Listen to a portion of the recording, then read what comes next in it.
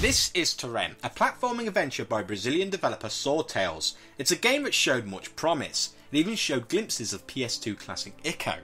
The game looked to be a classic in the making, however, it's marred by technical issues, poor performance and lack of polish which holds it back from being something truly special. You play as a moon girl, who starts off as a child and grows in age as she climbs a tower to ultimately restore the moon. At least, that's what I understood in the 3 hours it took me to beat the game. The plot is very convoluted. Toren lacks fluidity in its storytelling, and if you're not paying attention, it may leave you wondering what exactly is going on. It jumps around a little bit too much for my liking and could have done with a little more coherency, especially for those that aren't familiar with Brazilian mythology, which the game is based on. One of these standout features in Toren is a brilliant soundtrack, and it's without a doubt some of the best music used in the game for a while, and I'd certainly recommend downloading it. It really adds to the game as one of its saving graces. Visually, Toren is kind of both ugly and pretty. At times it looks stunning and glimmers of something special start to shine through.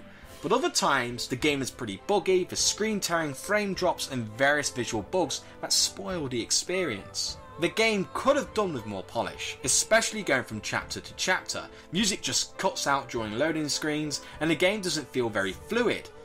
It almost seems like it's awkwardly cut together, resulting in an inadequate experience. However, when the game works, it has some interesting ideas. Some moments in the game were genuinely surprising, although they were short-lived and its finest moments are over far too soon. These moments certainly should have been built on, or at least reprised later in the game. As you make your way up to the tower, there's various puzzles to complete. There's also some short boss battles where you fight a dragon that resembles Toothless from How to Train Your Dragon, which made killing it slightly disheartening.